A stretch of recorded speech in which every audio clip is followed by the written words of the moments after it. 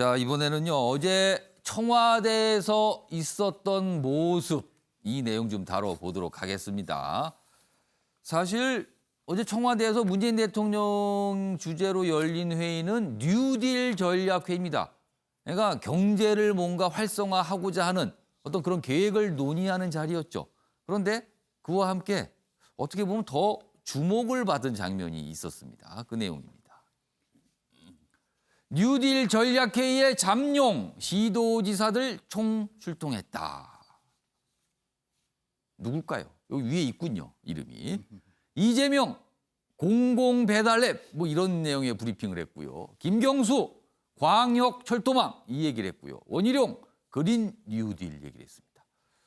보니까 이재명 경기지사, 김경수 경남지사는 여당, 원희룡 제주지사는 야당 이렇게 되네요.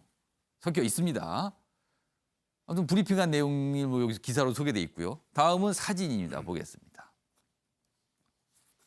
어제 이 세 인물이 브리핑을 하는 모습입니다.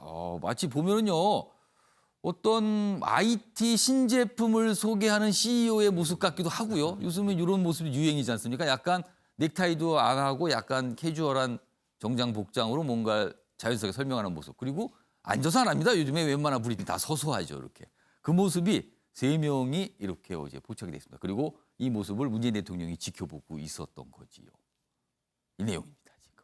자, 그럼 기사와 사진으로 뭐 제가 설명을 들었는데 실제 어떤 브리핑이었는지 영상으로 확인해 보겠습니다. 보시죠.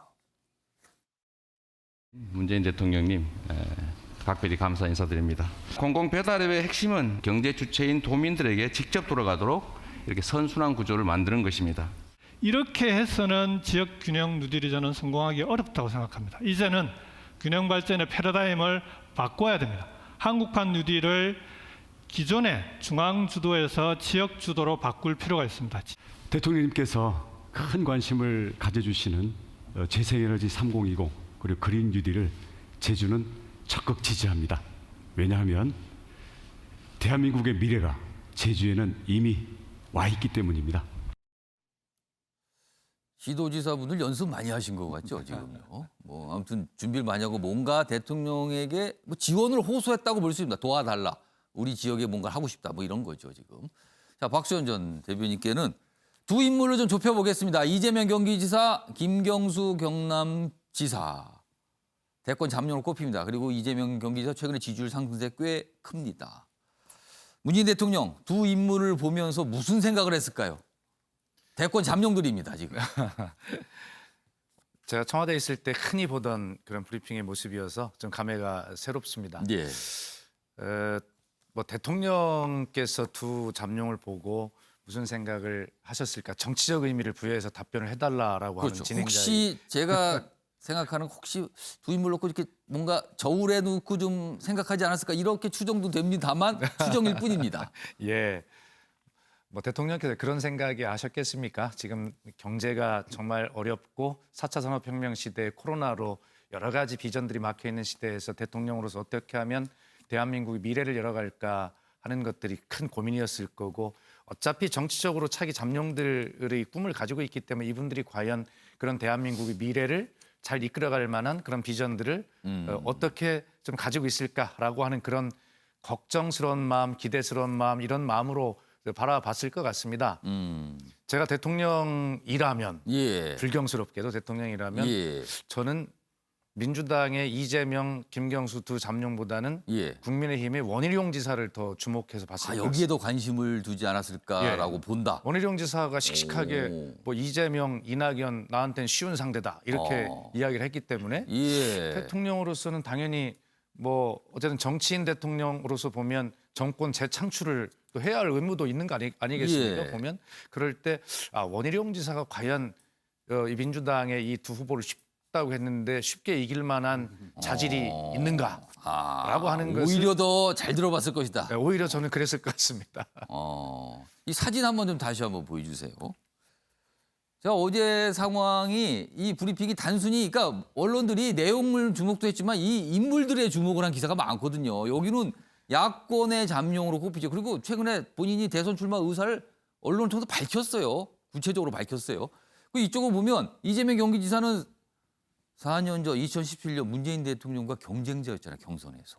그 여기는요. 김경수 지사는 문재인 대통령의 측근 중에 측근으로 뽑히고 있습니다. 그리고 지금 약간 이 소송 문제가 아예 매듭이 안 짓고 남아있죠. 재판이 걸려있는 상황이잖아요. 근데 다 잠룡으로 뽑히기 때문에 여러 가지 생각이 가능할 것 같아요. 이 세 인물을 지켜보는 대통령의 생각. 그래서 한번 그 얘기 좀 추정해 봤고요. 장윤미 변호사께는 이 질문을 드릴게요. 어제 이 자리에요. 사실은 여권, 여당에서도 참석을 했는데 김태년 원내대표는 참석을 했어요. 이낙연 대표는 참석을 하지 않았습니다. 네. 뭐 다른 일정이 있었겠죠. 근데 이낙연 대표 역시 강력한 대선 주자입니다. 어제 저 자리 신경이 좀 쓰였을까요? 상당히 신경 쓰였을 걸로 보입니다. 아. 이게 본인의 판이 벌어지는 자리는 아니었죠. 왜냐하면 뭐 지역 균형과 관련된 뉴딜 정책을 홍보하고 각 지자체에서 이제 언급을 하는 자리였기 때문에 이낙연 대표가 뭐 나설 자리는 아니었지만 이 자리에 관람자 수준으로밖에 갈 수 없는 자리였기 때문에 뭐 다른 예. 일정상 이유도 있었겠지만 갈 이유가 본인으로서는 없었을 걸로 가봐야 보이고. 뭐 주인공도 안 되는 예. 거고.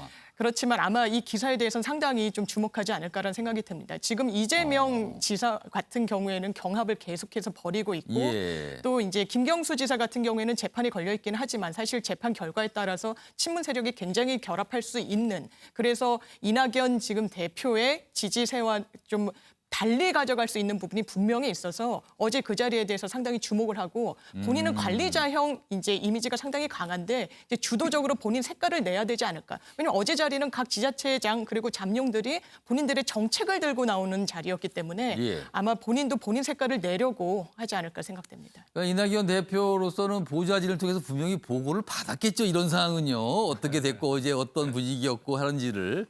그래서 아마 추정은 그렇게 됩니다. 어제 최영학 오전에 고문님. 당에서 예. 그 국난국복 K-뉴딜위원회 회의가 오전에 열렸었거든요. 예. 거기에 이낙연 대표가 위원장입니다. 그러니까 오전에 동일한 회의를 하고 그러니까 거기를 참석을 해야 되는 참석을 거니까. 하고 그다음에 여기는 이제 실무를 관장하는 원내대표가 참석하게 돼 있는데 예. 결과적으로 어제 이낙연 대표는 이 자리에 있지 않지만 예.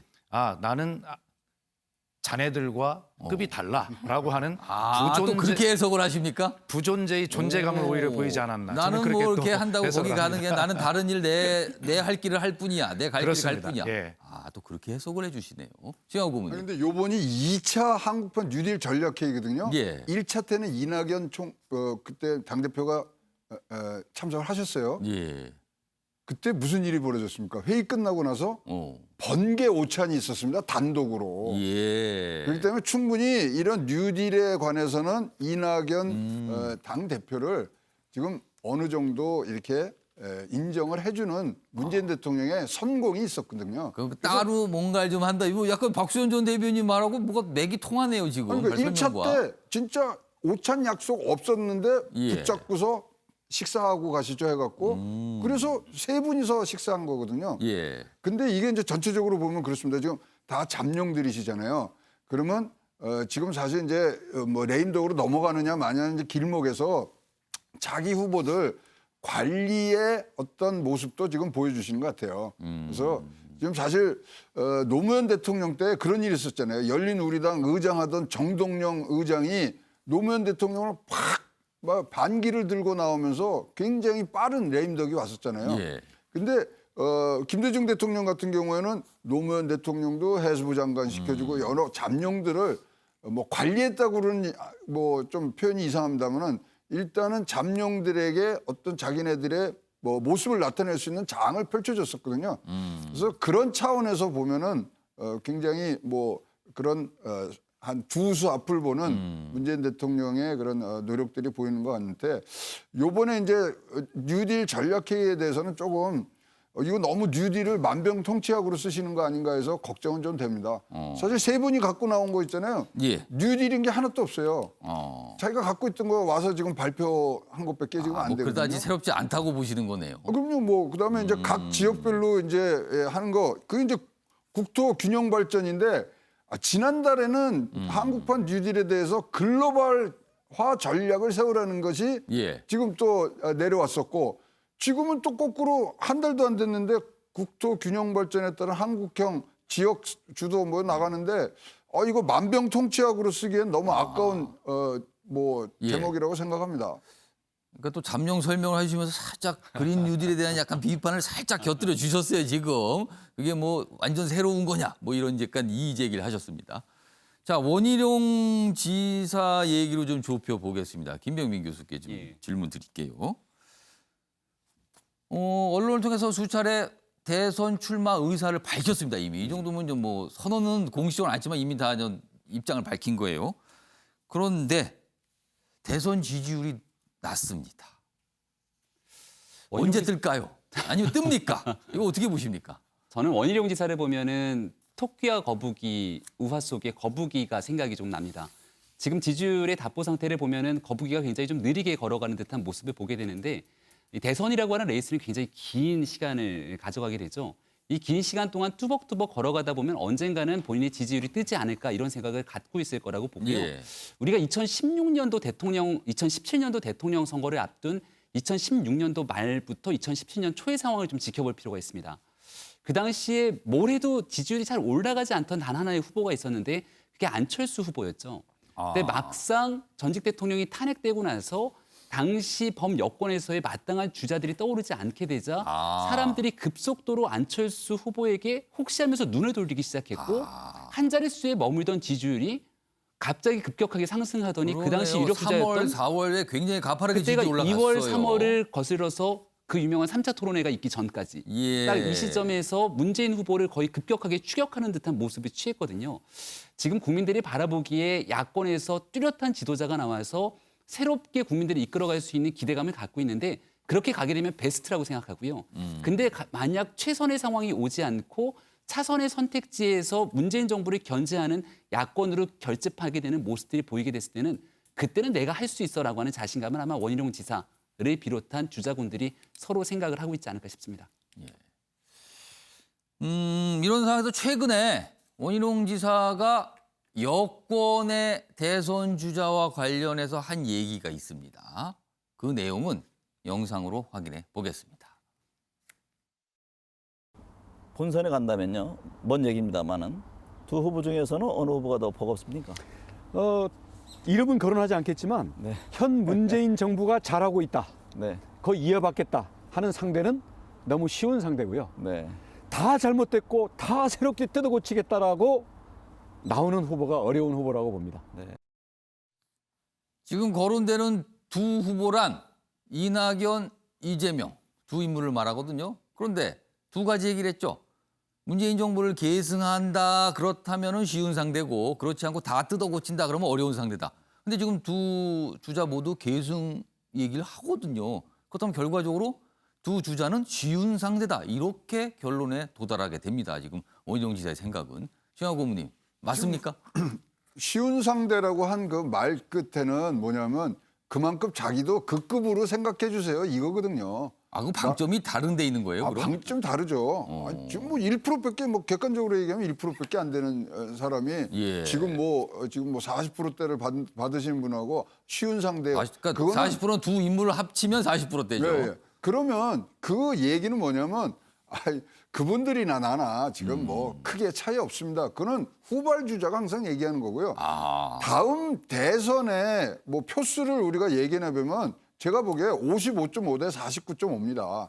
한쪽이 확연하게 이길 수 있는 지금 이 뭐 분위기는 아니거든요. 예. 그러면 만약에 지금 뭐 야권의 후보가 없다 그러지만 야권의 후보가 와서 1대1 대결 구도로 가면 굉장히 박빙으로 올라갈 수밖에 없는 상황을 이제 얘기를 하는 것 같고요. 일단 지금 뒤처진 후발주자로서 앞서 가시는 분들하고 그분들이나 나나 뭐 똑같습니다. 이런 얘기들을 지금 하시는데 할 일은 많고요. 또 뭐 원희룡 지사 측근들 얘기들 들어보면 우리가 불란서 얘기 많이 하세요. 마크롱 후보가 6개월 만에 불란서에 수상이 되는 그런 과정들을 보면 굉장히 지금은 이제 압축적인 선거가 가능하거든요. 예. 그런 것까지 다 지금 염두에 두시고 얘기를 한 것 같고요. 지금 뭐 진짜로 유력한 후보 두 분하고 어깨를 나란히 하려면 이제 성과들을 내셔야 할 때가 됐다고 생각을 합니다. 그러니까 뭐 여러분이 네 분 패널께서 대선 얘기하셨는데 보니까 중간중간에 아직까지 시간 많이 있습니다. 2022년 3월이다. 뭐 그 얘기를 좀 강조하신 것 같아요. 그러니까 계속 지켜봐야 된다. 뭐 이런 말씀들을 해주셨습니다.